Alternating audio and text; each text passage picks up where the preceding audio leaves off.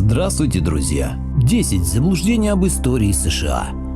До появления европейцев на территории США жили дикие племена охотников. Гражданская война в Америке шла только ради освобождения рабов, а во время Второй мировой американцы ничего не делали. Все это наивные мифы. Я расскажу вам о самых главных заблуждениях касательно истории США. 1. На территории США до появления европейцев жили только примитивные охотничьи племена. На востоке территории современных США к XVI веку уже длительное время существовала развитая культура строителей курганов. Основой ее было земледелие. Племенами правили наследственные вожди, развивалось социальное неравенство. Шла миновая торговля. Поселение видел знаменитый испанский конкистадор и путешественник Эрнандо де Сото во время своей экспедиции 1539-1543 годов. Остатки основанного в VII веке города Кахокия, 109 курганов, раскинувшихся на 9 квадратных километрах на берегу Миссисипи, можно видеть и сейчас. Это был крупнейший населенный пункт североамериканского континента на протяжении многих веков. По некоторым оценкам, его население достигало 40 тысяч человек. Самый сохранившийся памятник цивилизации строителей курганов – курганы Этова в штате Джорджия. Поселение, центром которого они являлись, существовало с начала XI до середины XVI века. Эта земледельческая культура исчезла в XVI веке. Что ее разрушило, точно неизвестно. Одной из причин могут быть принесенные европейцами инфекции, к которым у местных жителей не было иммунитета. Следствием стало вымирание поселений и разрушение социальных связей. Возможно, на гибель культуры повлияло и наступление малого ледникового периода, сильно изменившего климат не в лучшую сторону. 2. Первые европейские поселенцы на территорию США прибыли на корабле Mayflower. Конечно, пилигримы, прибывшие в 1620 году в Северную Америку на боярышнике, именно так переводится название корабля Mayflower, основали плимутскую колонию на территории современного штата Массачусетс. И это поселение называется Старой колонией, The Old Colony. Но является ли оно старейшим? Нет. Правда, первый блин был комом. Еще в 1586 году англичане основали колонию Роанок, ныне Северная Каролина, которую спустя несколько лет обнаружили опустевшей. Куда исчезли более 100 человек, неизвестно до сих пор. Проклятое место. Испанцы тут точно ни при чем. Они искали эту колонию, чтобы уничтожить, но не нашли. В американском фильме «Исчезнувшая колония» 2007 года вину за гибель колонистов возложили на души погибших в Америке викингов. В Виргинии еще в 1607 году появились целых 2 колонии, которые выжили. Именно в одной из них, Джеймстауне, английского капитана Джона Смита, по его словам, спасла от гибели дочь местного вождя, прекрасная индианка Покахонтас. Эта история плохо согласуется с фактами, но покушаться на трогательную легенду, которая вошла в американскую культуру, все равно, что отбирать игрушку у ребенка. Ее неоднократно экранизировали. В фильме «Новый свет» 2005 года Джона Смита сыграл Колин Фаррелл. 3. Бостонское чаепитие – следствие высоких пошлин на чай, установленных английским правительством.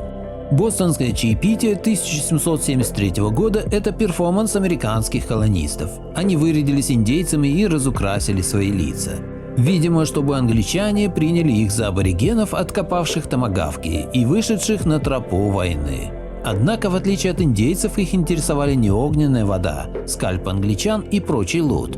В порту Бостона они залезли на торговые британские корабли и выкинули в воду 342 ящика с чаем. Парадокс в том, что протестующие были недовольны невысокими пошлинами на чай, а наоборот слишком маленькими, сильно снижавшими цены и тем самым бьющими по доходам торговцев контрабандным чаем. Просто какой-то беспредел со стороны метрополии. 4. Восставшие колонисты под руководством Джорджа Вашингтона разбили британскую армию и добились независимости. В американской книге «100 лучших полководцев», которую несколько лет назад издали и в России, первое место отвели Джорджу Вашингтону. Наполеон, который был его младшим современником, военную тему знал не понаслышке и составил свой рейтинг, и Вашингтон туда не вошел. Так кто же прав? Американцы восстали и под руководством Великого Вашингтона добились независимости? не все так однозначно. Во-первых, среди колонистов не было единства. Часть из них выступили против независимости на стороне официальных властей. Во-вторых, армии восставших во главе с великим полководцем не удалось самостоятельно добиться победы.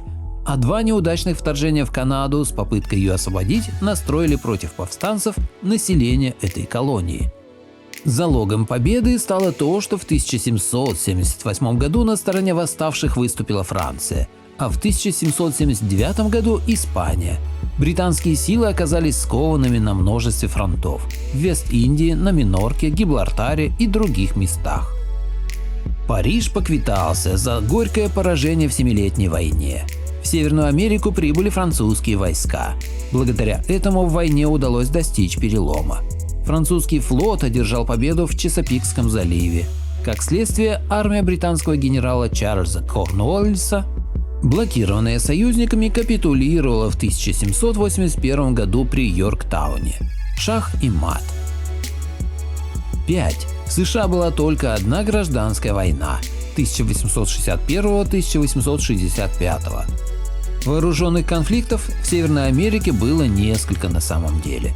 Во-первых, во время войны за независимость американцы вовсе не были все как один за эту самую независимость. Многие колонисты сохранили верность Лондону. Получилась, по сути, гражданская война. На стороне британских войск действовали формирования местных лоялистов, среди которых было много негров-рабов. После победы сепаратистов все они вынуждены были бежать в Канаду либо другие британские колонии. Во-вторых, в Америке были свои сектанты, порой необычные. Возникшая в США секта мормонов придерживалась несколько странных традиций, в частности практики многоженства, а также отказа от алкоголя и табака, и кофе с чаем. Америка была страной пуританской и сектантской, но и там мормоны сильно выделялись на общем фоне. В 30-е и 50-е годы XIX века у этой секты произошел ряд вооруженных конфликтов с соседями и американским правительством. Из-за не самых теплых отношений с федеральным центром мормонская Юта получила статус штата только в 1896 году. В-третьих, не стоит забывать кровавый Канзас, ставший предвестником войны 1861-65 годов. В 50-е годы XIX века в Канзасе остров стал вопрос, быть ли ему рабовладельческим, либо войти в США как штат, свободный от рабства. Спорили ожесточенно, с оружием в руках, убивая несогласных и сжигая их дома, а порой и целые города. Было создано теневое правительство штата, для борьбы с которым пришлось ввести войска. Конфликт продолжался, то затихая, то разгораясь вновь, около 7 лет. 6. Цель гражданской войны в США – освобождение негров-рабов. Все было намного сложнее и вообще не так. На начало войны на промышленном севере жили 22 миллиона человек, на аграрном юге только 9 миллионов, при этом 3/4 южан никогда не имели рабов. Два разных мира, и между ними было много противоречий. Южане ориентировались на внешний рынок, куда они отправляли хлопок и откуда получали часть товаров. А промышленный север стремился обложить внешнюю торговлю пошлинами. Как небезосновательно считали южане, север на них паразитировал. Несколько десятилетий север и юг поддерживали шаткое политическое равновесие. Баланс нарушился после избрания Авраама Линкольна президентом. Южные штаты объявили о сецессии и стали выходить из состава США. Они создали свое государство – конфедерацию. Однако 4 рабовладельческих штата – Делавэр, Кентукки, Мэриленд и Миссури – остались в составе Союза. Север вел войну за возвращение мятежных штатов, как же доход уплывал. Выходило не очень удачно воевать, и тут все средства были хороши. Поэтому в конце 1862 года хитрый Авраам Линкольн подписал прокламацию об освобождении рабов. С 1 января следующего года во враждебных Союзу штатах они объявлялись свободными, а вот в штатах, сохранивших верность, рабство сохранялось. Каков хитрец настоящий иудей. Этот документ был лишь способом приблизить победу, а вовсе не для того, чтобы сделать рабов свободными. Самый знаменитый генерал, главнокомандующий вооруженными силами Юга Роберт Ли, был аболиционистом, сторонником отмены рабства. А вот семья знаменитого генерала северян Уиллиса Гранта держала рабов. Силы были неравными, но южане храбро воевали против северян. И не за сохранение рабства, а за свободу своих штатов. Против ненавистных чужаков янки. Много тысяч негров-рабов вступили в ряды армии Юга, вопреки тому, что северяне горели желанием их освободить. 13-я поправка об отмене рабства в США вступила в силу в декабре 1865 года, уже после окончания войны. 7. Южные штаты вернулись в состав США сразу после Гражданской войны. В состав США в 1865 году вернулся только один мятежный штат – Теннесси, а на юге наступил период реконструкции. Фактически военной оккупации армии северян. Всю гражданскую администрацию отстранили, и на выборы, которые потом проходили под контролем военных, не допускались те, кто ранее участвовал в органах власти конфедерации. Вот вам и хваленая демократия. Все южные штаты, которых заставили изменить свои конституции, вернулись в состав Союза к 1877 году.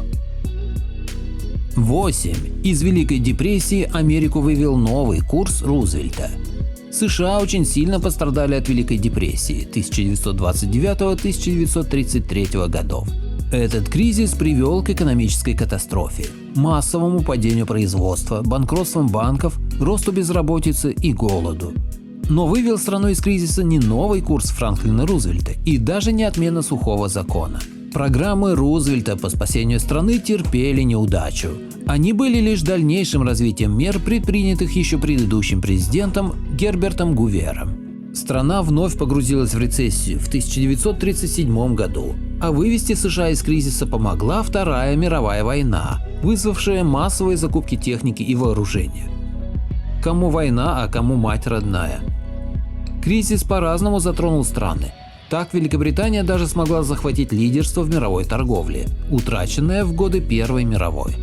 Уже в 1934 году индекс промышленного производства в королевстве составил 105% от уровня 1929 года, а в США он составлял 69%. Среди экономистов есть несколько версий, почему произошла Великая депрессия. Несколько означает, что причины этого глобального экономического кризиса остаются точно неизвестными. Возможно, идеальный шторм кризиса как раз и случился из-за сочетания нескольких факторов. 9. Во время Второй мировой войны США отсиживались за океаном, а их вооруженные силы были не очень большими. Этот миф распространен среди наших соотечественников, хотя американцы вообще могут не догадываться, что Советский Союз был их союзником в той войне. Они просто совсем ничего об этом не рассказывают своим детям в учебниках истории.